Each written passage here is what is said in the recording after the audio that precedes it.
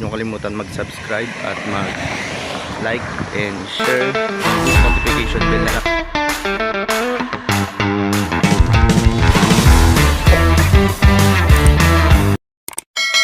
Alam naman natin guys kung gaano kahalaga ang bawat video o kahit anong content ang ginagawa natin, dahil kadalasan dito sa paggawa ng ating mga content nakasalalay yung pangalan ng ating channel, pati rin yung pangalan natin mismo.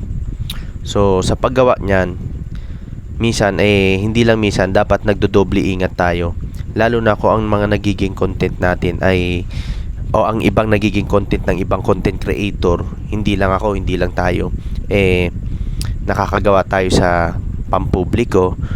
So dapat lagi tayong mag-iingat, dahil minsan meron tayong hindi nagagawang maganda. So meron nga mga content na mga ina-upload na mga content creator na hindi maganda, at kung minsan meron pang involved dito yung mga tao na hindi nila gusto na mapasama sila sa mga content. Kaya nga guys, sabi nila, kung gagawa ka man ng content, sisiguraduhin mong maayos, maganda, at yung merong kapupulutang aral. Meron kasi mga pangyayari guys na nakakapag-upload yung mga ibang content creator na basta makagawa lang sila ng content, kahit na hindi totoo, iniisip lang nila na magkaroon sila ng views. So bakit ko nga ba na-open itong topic na ito? So guys, ganito kasi yan. So kung naaalala ninyo, netong mga nagdaang araw na meron nag-trending, na nag-viral na isang taho vendor sa isang probinsya, hindi na natin sila papangalanan guys, kasi para na rin sa kanila yan, at neto nga lang kasi nagkaroon na ng areglo, nagkaroon na ng pag-aayos sa kanilang dalawa. So itong si taho vendor, si tatay, so wala naman siyang kaalam-alam, hindi niya expect. So alam nyo ba yung nauuso na mga peace bomb, so yung parang nagbibigay ng pera ng kusa ng isang vlogger, ng isang content creator. And nung time na yun, nung oras na yun guys, hindi expect ni tatay na may makakagawa sa kanya nun. So pag peace bomb sa kanya, so akala niya talaga yung pera na yun kanya na. Pero yung pala, hindi pala, humingi pa ng sukli siguro, humingi pa ng sukli yung lalaki, yung content creator. So akala kasi ni tatay is peace bomb, na may kasamang pera at sa kanya na yon, yung pala hindi naman pala kay tatay yung pera na yon, bibili lang pala ng taho yung lalaki. Pero ang expect ng mga viewers nun, binigay mo na yon sa tao.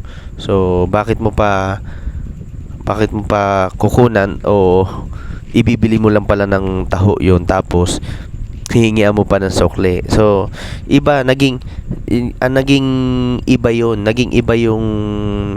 yon, yung tema na yon nung mga viewers na mapanood nila yon. So iba sa paningin nila yon na panood. So syempre, alam nyo naman ng mga tao sa panahon ngayon, kapag hindi talaga nila nagustuhan ang isang content ng isang content creator, bigla-bigla yung susulpot, magkokomento na sila ng mga magkokomento dyan ng talagang against sa isang content creator na talagang hindi naman maganda yung ginawa. So sa pamilya naman ni tatay, so nasaktan sila, naawa sila, kasi syempre magulang nila yon. So hindi nila expect at hindi nila akalain na gagawin yun ng isang content creator. Pero kalaunan naman guys, so humingi naman ng kapatawaran yung humingi ng dispensa yung lalaki, yung content creator, dun sa taho vendor na si tatay. Pero nagkaayos naman sila guys. So wala namang gulo na kahit anong nangyari. So ito bilang isang content creator, warning na rin to para sa mga mga gumagawa ng mga content na kahit ano. Pero dapat kung gagawa kayo guys, lalo na sa mga bago, dapat talaga yung meron kapupulutan na aral yung manonood sa inyo, di ba?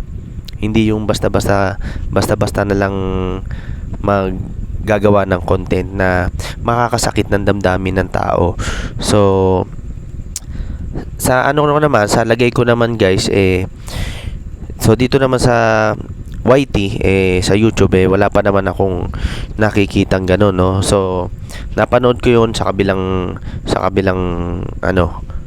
kabilang social media ko napanood yung content na yon, so ang importante, nagkaayos na si tatay saka yung lalaki na content creator, no?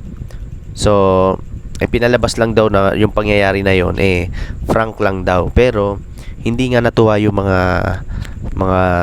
tao, no, yung mga viewers sa ginawa nung content creator na prank, kasi siguro naghahanap buhay yung taho vendor, syempre, tapos ganun na lang ang mangyayari, no? So yun lamang guys, at maraming salamat sa mga wala sa akong pagsuporta. So sana nagustuhan ninyo ang aking vlog content. So thank you so much. Maraming salamat.